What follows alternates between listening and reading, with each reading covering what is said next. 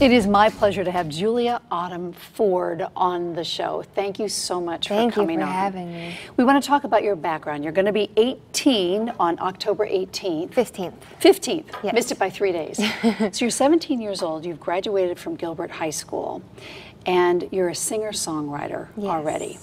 Where did the music come from?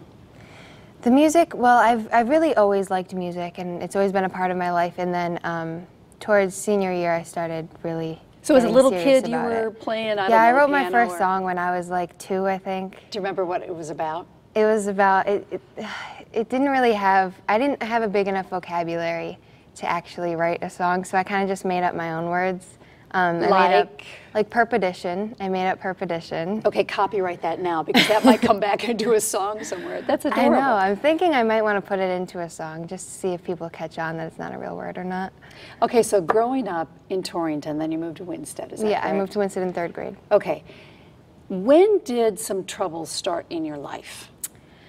I think it was junior year of high school. I started getting really depressed. And what did that feel like? Because I want teenagers watching this to learn from you. Mm-hmm. What did you start feeling like? Just really heavy, and you know, it was hard to smile, hard to get up in the morning, hard to do anything. All you wanted to do was just like stay in bed and just cry and be sad all the time, and it's just hard to be happy. Did you understand what was going on with you? No. So did you keep it to yourself? Did you tell somebody? I kept it to myself for a while, and then I just texted my mom one time, and I kind of told her that I wanted to see someone and start talking to someone because I was feeling really depressed. What did you do? You started acting out a little bit with this depression. Yes. I started self-harming. I started cutting myself, and Did you know other girls or guys that were, as we call it, self-harming? Did you know others were doing this, or did you just go there? I mean, I knew it like happened. I didn't know anyone personally that was doing it. I kind of just, it's hard to explain, but it kind of, I don't know, it helped for me. How did it help? It's hard to explain how it helps unless you've experienced it yourself. There's a lot of different reasons for why it helps different people, I think. For me, it was just letting out my emotions. I just didn't really know how to deal with my emotions or let them out, and so I hurt myself. How did you do that? Cutting myself. With what? A knife. You went to the kitchen and got a knife and cut, and you have scars on your arm? Yeah. After you did that, you felt better? And did you keep doing it, or was help on the way? I did it for a while. Did friends know? Did your folks know? No, I kept it covered, and I kept it a secret. When did you get help? How long did this go on for? I went on for a while. I know it started in the beginning of last year, and then I started getting help in the middle of last year, like during the summer, or a little bit before the summer. And throughout the summer, I was in different like classes and programs to try and help. Did you feel the depression lift once you got some help? No, it wasn't. Nothing was really helping, and I think that's why I kept cutting and why I kept going back to that, is because nothing else was seeming to work. Mm-hmm. And like, you know, and it's a hard subject to talk about, like even with therapists or someone you trust. You know, it's hard to go there with people. So I kind of just kept that private, and I didn't really talk about that with anyone still. And yeah. When was the moment where you started to get help, perhaps medication? Mm-hmm. And when did you pick up this guitar and decide that that was going to help you? Because you also had thoughts of suicide. Yeah. Can you tell me why you decided to do that? Was the mental pain just too much? Yeah, it was a little bit before my 17th birthday. It was in the beginning of October, so around this time. And it was just, my depression was really, really, really bad. And just this one day, it just got to the height of, it was just awful. And explain how it was awful, as best you can.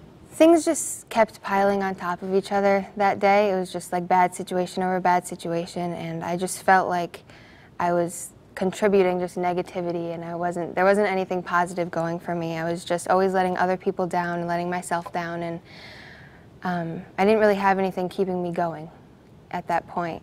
And so I was contemplating suicide that day, and well, other days too, but that day it became really, really, really real, and I was there. And at the last moment, I just shifted, kind of. I don't really know how to explain it because it wasn't really a choice that I made consciously. It wasn't like, oh, I'm gonna pick up my guitar and write a song. It just kind of happened, and I picked up my guitar, and these words just started falling out of me, and I wrote "Don't Give Up on Me." What advice do you have for teenagers that maybe feel like you do, who are self-harming, who are cutting? How do you tell them to get help, that there is more, that there is life, it's going to be okay? What message do you have to impart to other teenagers? Really just that it is going to be okay, and that there's so many other things out there, and you know, you kind of just stop looking at everything else when you're depressed, and you just kind of concentrate on how sad and upset you are, and you just have to look for something that you love and that you're passionate about, and just follow that. A wise taxi driver told me one time that your passion is your purpose, and I've kind of been living by that ever since then. How do you feel now? I feel great. No issues? I mean, I think there will always be that little devil on my shoulder when things go wrong. It's kind of telling me to go back to that place, but I've kind of figured out how to just flick him off. It's a dark place. Yeah, it is, and it's a place that I never want to be, and I never will be. You have such a message to teach people. Now, you've graduated from high school, you're about to go on tour, so Yeah. Tell me about that, in this brand new life that you're about to have. What are we doing?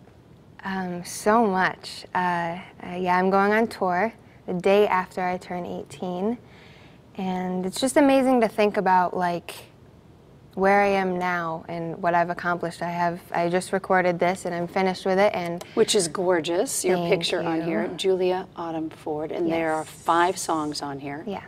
All of which you've written? Diamonds in the Rough was written by me and Tracy Walton. Okay, and he's producing you Yeah. in Connecticut.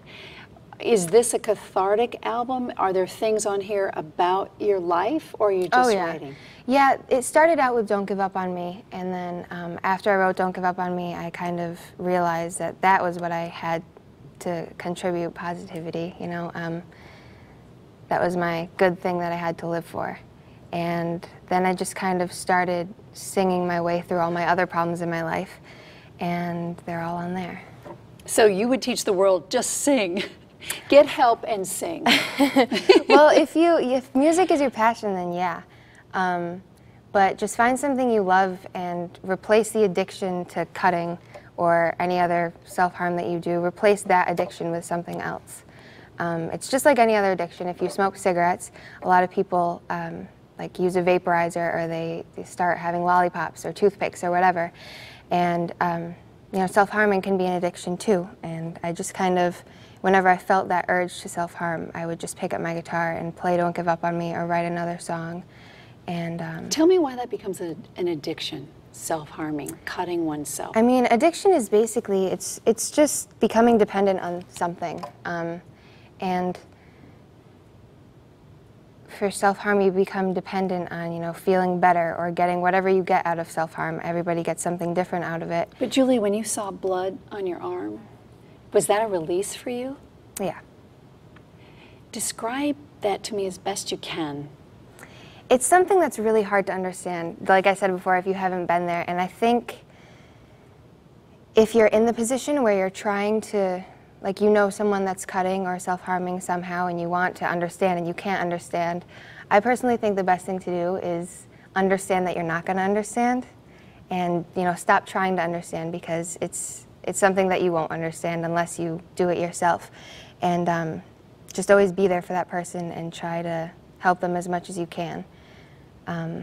So you said that the music brought you out of this, but was there a girlfriend, a boyfriend, your parents, who reached in and said, we're going to fix this, because you were hiding it. You were hiding it from your friends. You were hiding it from everybody, which is what I fear. So many kids, adults too, hide this, and they don't get the help that they need. So what was it? You said you didn't really know. You just turned.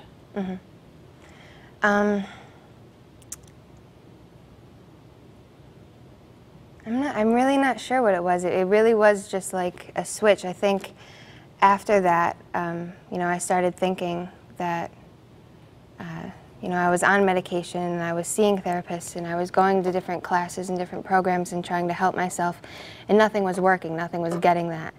And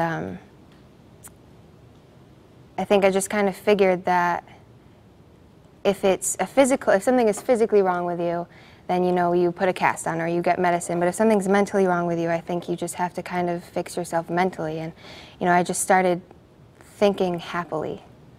And it makes such a big difference. I know that sounds so simple, but when something bad happens, just immediately go in there and find the positive, or as many positives as you can, and always just know that there is a positive that can be found. And yeah, that's how I kind of just started changing my mind. So you're going on tour. What do you plan to do with your music? What kind of a singer-songwriter are you going to be? You always going to leave us with a message? Do you know yet? I mean, I think the fun about being a singer-songwriter is not knowing the future and kind of just surprising others and also surprising yourself. But I do think music is about sending messages. I think that's a big part of music, and so I think there will always be some type of message in my songs. Well, Julia, we're going to let you give the audience your message with "Don't Give Up on Me." You have a gorgeous smile, and come back when you're a mega star. So let's hear it. Thank you.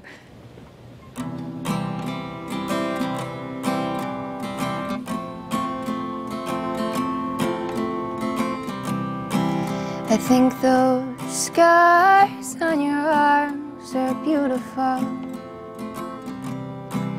They show you made it out alive, which isn't something easily said. Not all of us survive. Keep that in mind. Ooh, I know that things only go up from here. The sky gets cloudy before it gets clear. You've got yourself a ray to see sunny weather. It'll get better. You're not being weak if you're not always strong. So what? You're not right. Sometimes it's good to be wrong. So, baby, if you crash, there's nothing wrong. Stay strong. Don't give up on me when times get tough. I hope you adore me when times get hard. I remember when on my darkest day, when I could barely see, you were there for me. That night I almost lost her forever, but thank God she made it out alive. Now it's my turn to be strong, pull through and survive.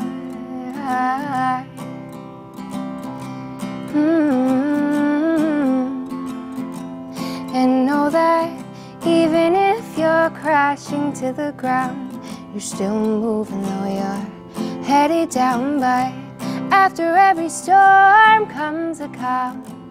We'll come around, and this cut may heal in a few days, but my heart might take longer. I hope you don't mind, and I hope you stay by my side the whole time. Don't give up on me when times get tough. I hope you adore me when times get hard. I remember when on my darkest day, when I could barely see, You were there for me. And if you think it's all over, that's proof that it's not. Because it keeps going like the wind keeps blowing, you're moving on. Life goes on, and don't give up on me when times get tough. And I hope you adore me when times get hard. I remember when on my darkest day, when I could barely see, you were there for me. Yeah, you were there for me. Ooh, you were there for me.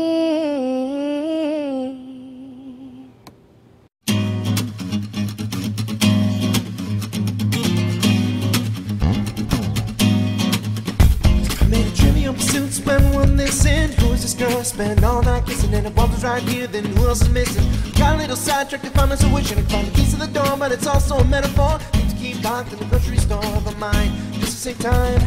Skip right ahead to the last ride. The harder we look, the less we can see. Don't you know, you know, you know that you